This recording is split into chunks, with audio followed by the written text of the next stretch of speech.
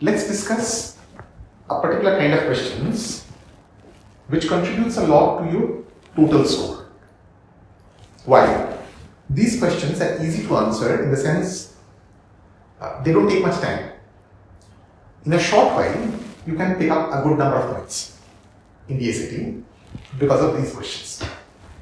And that way, they contribute significantly to your total score.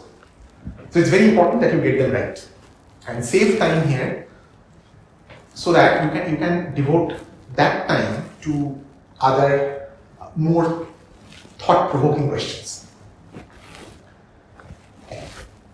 These questions are generally referred to as words in context questions. You can see one example here on my board. You could superficially describe this as a fill-in-the-blanks question, but fill-in-the-blanks questions can be of different types. There can be some fill-in-the-blanks questions meant to test the size of your vocabulary. So that in those questions, either in the sentence that you have to complete by filling the blank, or the options that you have to use to fill in the blanks, there are words which are difficult to use regularly and therefore remember.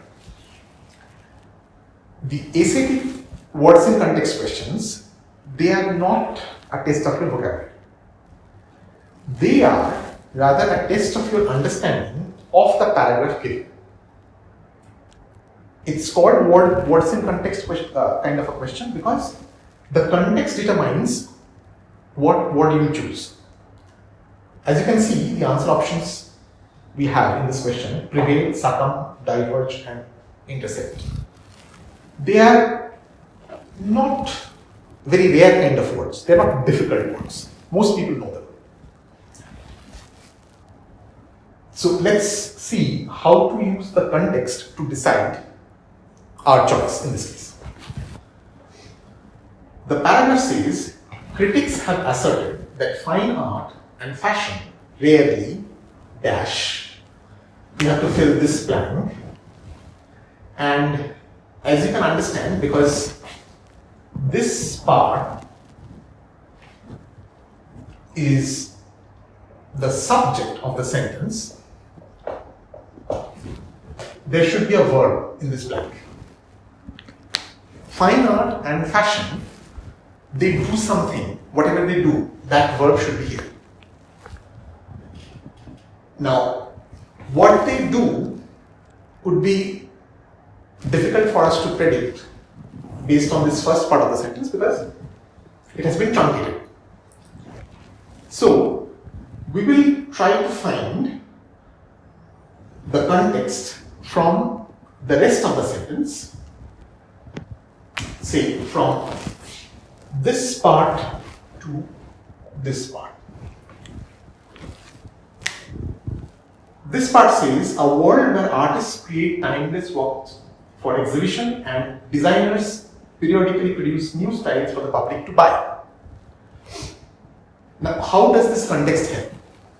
As you can see, the fine art element connects to the artists.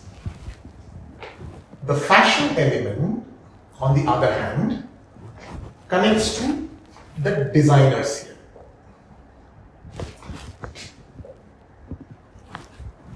And we have the entire context of the relationship between the artists and the designers given in the later part of the sentence.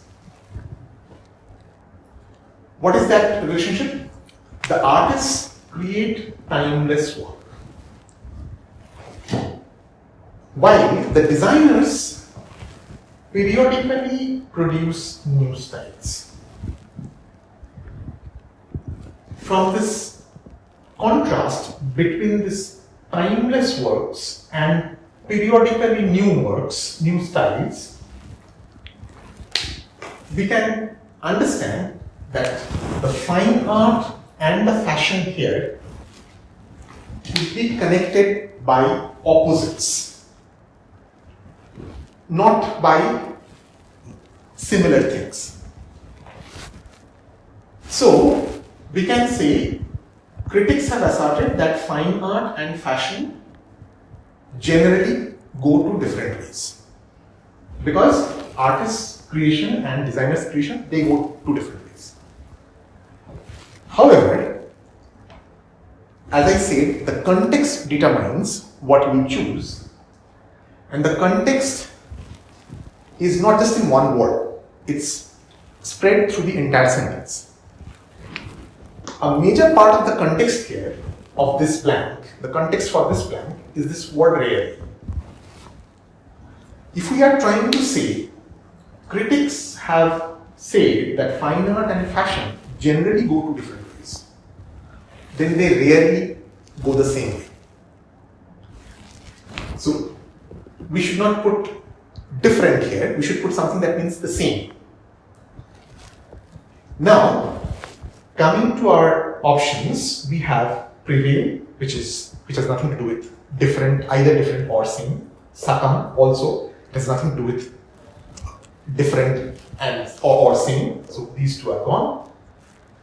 Diverge is different, and intersect is same.